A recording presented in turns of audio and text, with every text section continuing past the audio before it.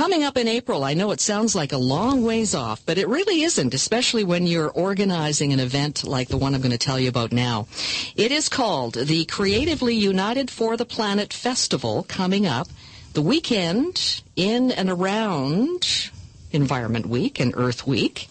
And it is being organized by founder Frances Litman from Victoria. And we welcome Frances to our studio this afternoon. Hi, Frances. Hey, hi. Thank you for having me. Happy Valentine's Day. And to you, happy Valentine's. I was hoping I might have some chocolate or some roses here, but you were nice enough to bring me a little bottle of sparkling water. Thank you so much. Oh, my pleasure. Yeah, so is this the first one that you've organized? It absolutely is. I've never done this in my life, but it's exciting. Well, I have to tell you, this is amazing because on your website, I had a chance to look at some of the performers that are coming, some of the acts, some of the speakers. It is phenomenal. How did you get started on this? Oh, boy. Well, and when? It's been on my radar for a number of years now to try to do something to raise the profile of a number of hero charities, I think, that are doing amazing work in our communities, but they're under-recognized. And I thought, well, how could we go about doing this? And initially I thought I would do it through a website. And as time went on, I realized, no, we've got to do it through art, culture, music, and all the things that, bring people together and open their hearts and show people a great time. And we do have the talent right here on the island. It's amazing. And I know, I lived over in Vancouver for a long time, and they always had an Earth Day celebration. They always had musicians and that sort of thing. And I was surprised to see that there wasn't that much going on here on the island. So it's really good that you've brought this together. And we'll talk about some of those performers as well. But what's the idea? It's the idea behind celebrating some of the charities and the heroes. What are some of those charities and heroes that you have in mind when you're thinking about that sort of thing? Well, we have 15 of them, in fact, and our list could keep growing, but we kind of capped it at 15.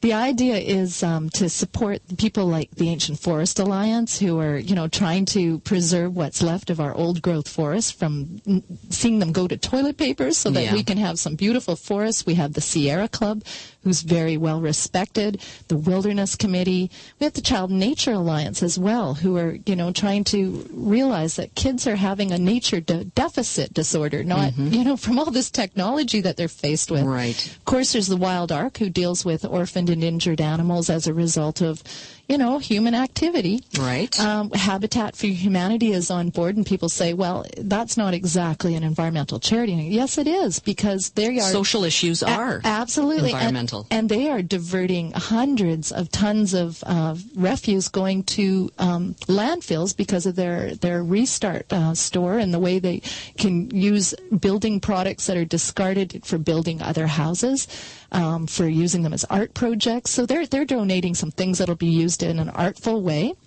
We have the Land Trust Alliance, which, of course, is looking after all kinds of things.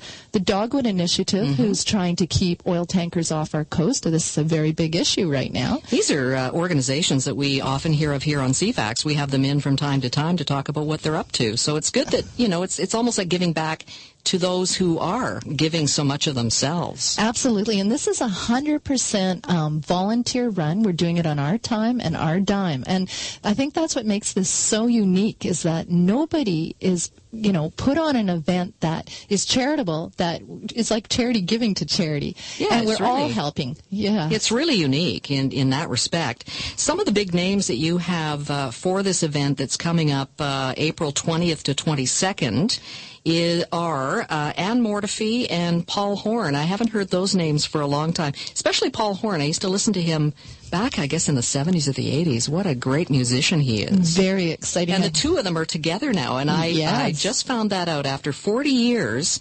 Anne Mortifee was performing with Paul Horn, I guess, back 40 years ago when they first met. Yes. 40 years later, now they're married. Isn't that something? And living here in B.C. Oh, and very much in love with B.C. And in fact, the Sustainable Forestry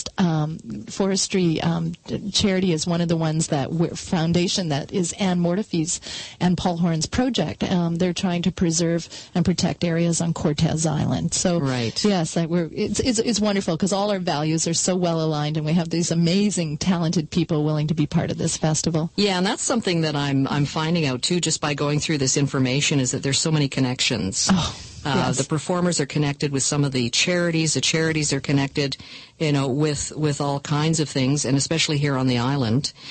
So, I don't even know where to start with some of the acts and some of the fun stuff that's coming up. It really does take into consideration everyone. Families, kids, parents, adults. So I guess tell us what's going to be happening that particular weekend so we can get just a visual of what it's going to be like. Absolutely. Well, it's going to be a fun-filled family event, that's for certain. And it is a free event. That's what we want everyone to know. We do have 3 ticketed performances. Of course, that's Anne Mortifee, Paul Horn. We have a Robert Bateman doing a keynote and followed by a John Lennon concert. We have all kinds of things such as a fashion show featuring local designers doing some really incredible things, complete with live bands and dance, and all that is part of the event. But we're starting off Friday, April 20th, with a free Disco Meets Mardi Gras dance party. Yay! Disco Meets Mardi Gras. Yeah. And cool. It will be, and it'll be a rain or shine outdoor event. We have professional DJ. We have Paul from Can Do Music, who's volunteered his services, which is incredible. Paul's been around for over 30 years, and a lot of Victorians have danced to his fun tunes. We also have Grandpa Funk joining him. And so that is going to be really quite a spectacular event. We're encouraging people to wear costumes if they want, kids to come in fairy outfits. It's wheelchair accessible. I mean, it's an all-ages dance. It'll be absolutely fun. Where's this going to be held? Because you're obviously going to have enough room for all this stuff, right? Yes. Well, we found a really incredible place. A lot of people are probably already aware of St. Matthias. It's at the corner of 600 Richmond at Richardson in the Fairfield area. And it's a fantastic venue because we have outdoor space to dance in the parking lot. We also have their church hall that we can use for the fashion show that's going to happen on Saturday and other events. And we have the church, which holds 272 people for the Robert Bateman and the Anne Mortifee and Paul Horn pieces. So it's really a fantastic event because it can be indoors and outdoors, and we're expecting it's going to be a lovely spring. Oh, for sure. And you talked a bit about John Lennon. It's a tribute band that is going to be performing. So that's performers, actually. Pretty spectacular. It will be. I think it'll be a very powerful event. Can you imagine? I mean, Robert Bateman speaking for the first hour. This will be on Sunday starting at 3, and Robert Bateman's going to speak for the first hour. And anytime he speaks, I just find that I'm always in awe. He's my eco-hero. And then followed by a number of local amazing performers backed up by this super band, The Politics of Dancing. Mike Dimmers is putting together a lineup of incredible performers who are going to do each a John Lennon rendition of one of his tunes. So the power behind the music, the words, and just that community spirit, I think it's going to be a really beautiful event. And when you talk about that, I mean, Robert Bateman's art, with the music, his words, that sort of thing. So bringing all of the creativity together, which is, I guess, where you get the name, the Creativity United for the Planet. We're going to talk a little bit about the actual organization. How did it get started? I mean, the festival is an offshoot of this, but what other kinds of things do you have ongoing with your organization? Well, actually, I started this with the intention of really bringing environmental awareness more to the forefront because, as you know, disease is on the rise, and we really have to look at what's behind disease and cancer and the rise of all these these diseases that used to once be rare are now becoming up in the forefront. And every time you look at the obituary section, I mean, there's more and more people dying of cancer, etc.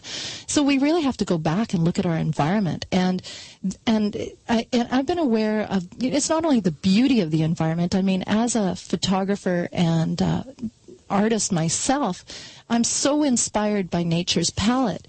I'm also totally aware that it really is essential to our mental and physical health to have a healthy environment. And at the rate we're going, we identified with the help of the Sierra Club more than 15 hotspots on our islands, and in BC, that if these areas are I guess the only lack of a better word, desecrated by industry, we are going to lose species that are only rare and only in our area of the province. We're going to lose the beauty that we're used to having. We're going to have to say goodbye to supernatural British Columbia. And I just couldn't bear to see that. So this is really the beginning of a movement to help raise environmental awareness and build community through creativity.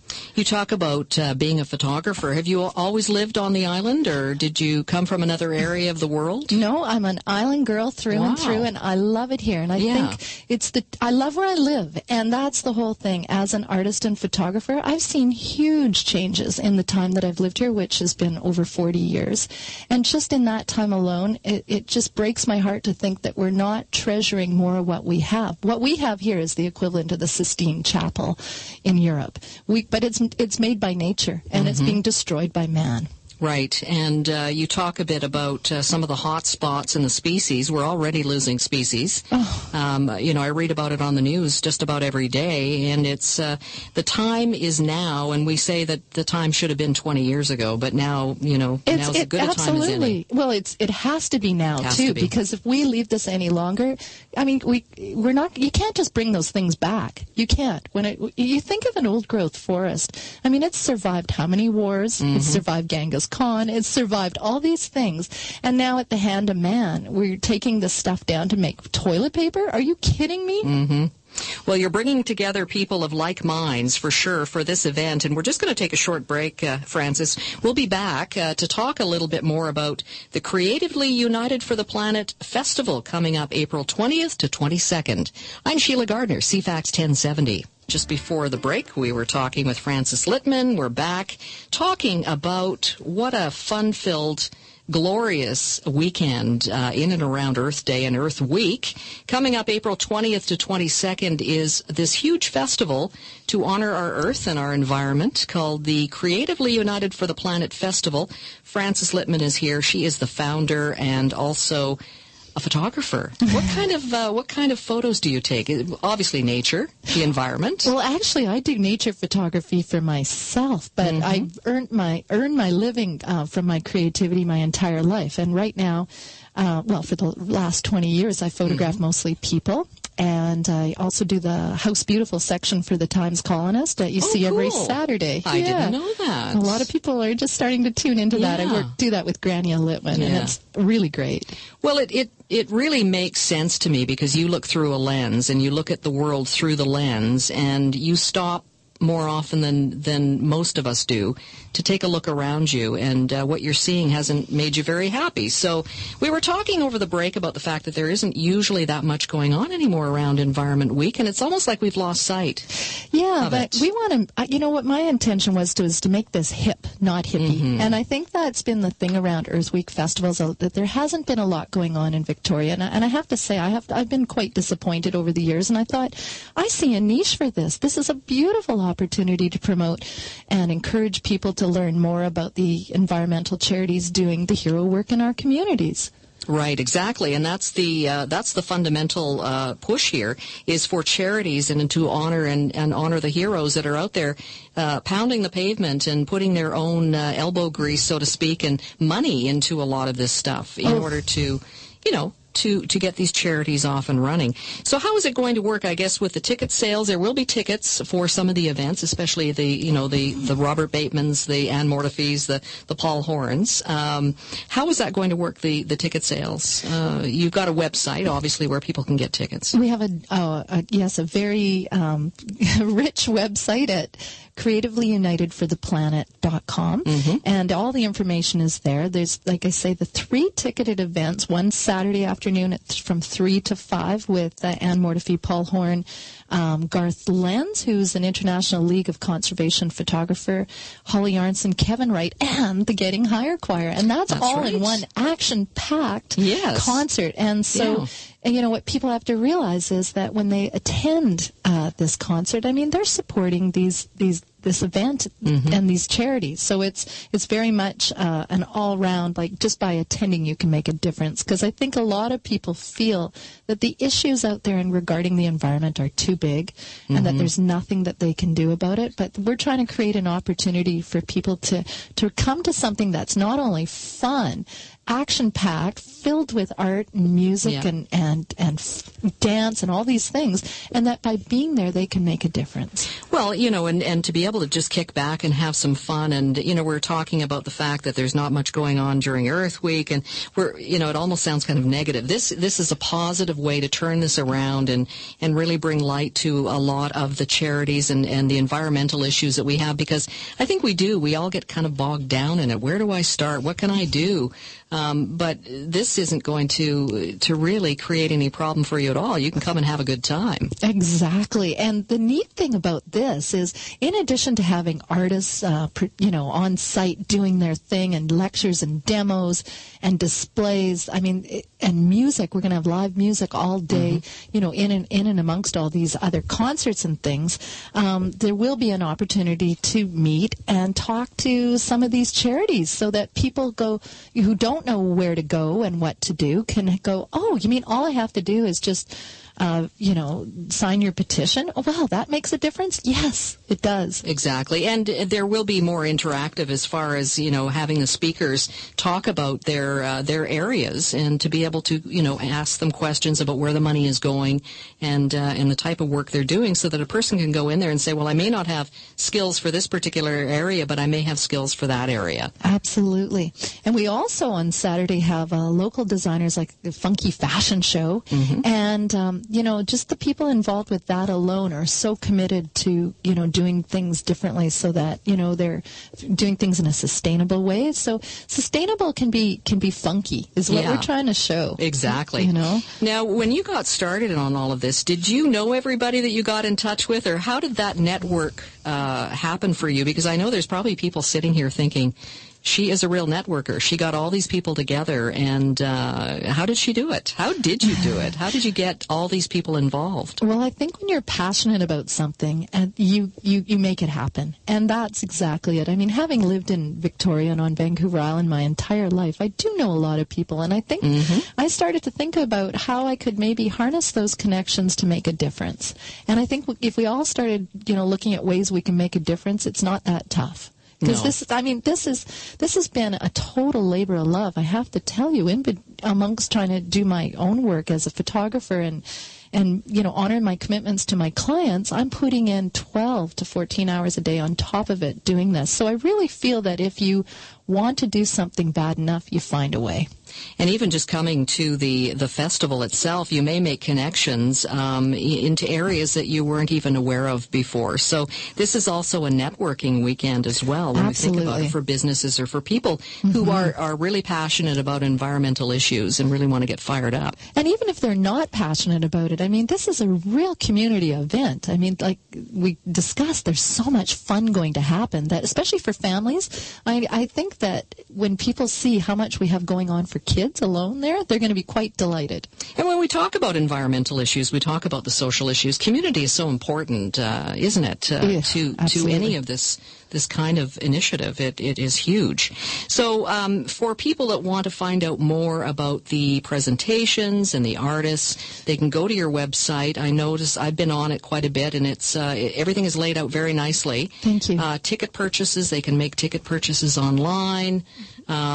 Tickets for some of the big events, what kind of a range do they fall in? Oh, we have an advance ticket price, and we have an at-the-door price. We can't guarantee we're going to have tickets still left at the door, but the advance ticket prices are looking anywhere from $25 to $30. And what people need to realize is that these charities that we're supporting also have a discount code. So if you want to become a member, or you are a member of any of the hero organizations that we are honoring at this festival, contact them because we've given them a discount code so you can have money off the advance price. You'll get the very, very best price going. And then the money goes back to these organizations. Absolutely. Too. So at 100%? Well, we have to cover our costs. Oh, yeah. Yes, Exactly. And absolutely. But we have so much support from the community. It's been wonderful. We have a lot of sponsors that have been doing a number of things in kind. And a lot of volunteers coming forward to help. It's all volunteer, yeah. Yeah. Now, the cartoonist that did this for you, this brochure for the festival, that's awesome. We have a wonderful cartoonist by the name of Nelson Dewey, and it's really worth going to our website to look at. I was just reading about him and seeing some of his stuff. He is awesome. He really is, and he's done so many things. We've co-collaborated on a number of pieces that have been really fun to do. And so we're going to have an ongoing educational program using his art and that of other artists that'll help increase environmental awareness and connect community through creativity after the festival is over as well. And we've got all kinds of neat little giveaways, too, at the festival using his art. He has done a rendition of, I guess, what it's going to look like the weekend of April 20th to 22nd. There's the big, the tents and the booths and St. Matthias in the middle there and all kinds of little speaking bubbles and that sort of thing. This is just hilarious. Yeah, it's that's great. On the website. So if you want to have a look at that, check it out at creativellyunitedfortheplanet.com. And he's a local fella, too, isn't he? He is. He's been around for quite some time. We initially met at the Times Colonist years ago. Okay. And we've since reconnected on this project. So you brought him in. He's a local fellow, too. So it really is community. Absolutely. So are there any people that we haven't met? We've got the CRD information booth as well. So absolutely. That people can learn about that sort of thing. And the CRD is really important to the area as far as water conservation, waste reduction, that sort of thing, native plant gardening, energy efficiency, those sort of things. Oh, they've got a wonderful two kind of areas they're going to be set up in, and yes, they're really excited about being involved, and they're really going to bringing out all kinds of things for people to enjoy. So I guess what would be your message to people who haven't really been thinking about the environment? Maybe they were eco-warriors in one stage or another back then, but they've kind of gotten a little bit worn out maybe and kind of lost the message.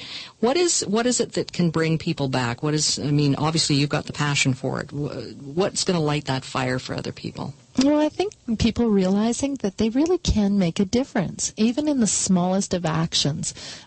Some people say, well, we want to volunteer for this festival, but we don't know what we can do. And I just say, share the news. Let people know about that. This festival is happening and to come on out. And if you can't make it because you're not here this weekend, let your friends know that they can come out to it, because every little bit helps. And as far as the environment, it's all becoming so easy for us. With the CRD and their recycling programs, just being conscientious. We are in an area where idling is illegal. So, just turn off your engine. There's such simple things we can do. There really is, because this is all the air we breathe. We're all drinking the same water. We're all facing the same issues. And just because you can't see what's in the air doesn't mean it's not going into your bloodstream and potentially poisoning you. So, we have to start waking up and being conscious to this. And, as I said in the very beginning of the program when you came in, is that it seems like a far off date, April, but really we should start thinking about the environment now. We should be thinking about it all year round, not just for the Environment Week. Absolutely. Every day. Exactly. Really, there's so many ways to do this. So let's go back to talk a bit about the website again. People should actually be getting their tickets pretty soon, because you say they're going to go pretty fast. And we only have a limited number of tickets. Right. This is not a huge venue. It's going to be quite intimate. It's a beautiful venue. St. Matthias is a beautiful venue for this. And every seat is going to be a good seat. So, tickets are already selling. So you can't wait necessarily to the day to get them. Give us the website again, Frances, just so people can go on and take a look and see what they might want to take a look at and what they might want to attend. Sure. It's www.creativelyunitedfortheplanet.com. Now, my question is, if this gets too huge this year, are you going to do it again next year? Well, one would hope so. It's just the beginning of something beautiful. And in fact, we're actually in some ways trying to contain it, because we're getting so many requests from people wanting to be part of it. And it just fills my heart and makes it all worthwhile. Well, good luck with that, and I know that we'll be bringing it back to light closer to the event, but I guess people can start looking for posters now and go online and just start chatting about it. Word of mouth is really the biggest way to get this out there. Absolutely. Or like us on Facebook at Creatively United. We're posting quite a few things there that people can enjoy. And social media playing just a huge part in this nowadays. Absolutely. Makes everything a little bit easier. Mm-hmm. Well, I'd like to thank you. Frances Litman is the founder of the Creatively United for the Planet Festival, coming up April 20th to the 22nd. 600 Richmond Avenue at Richardson at St. Matthias Hall. Don't miss it. It sounds like just a great event, and just glad that we could have you in today. Thanks, Frances. Oh, thanks so much, Sheila.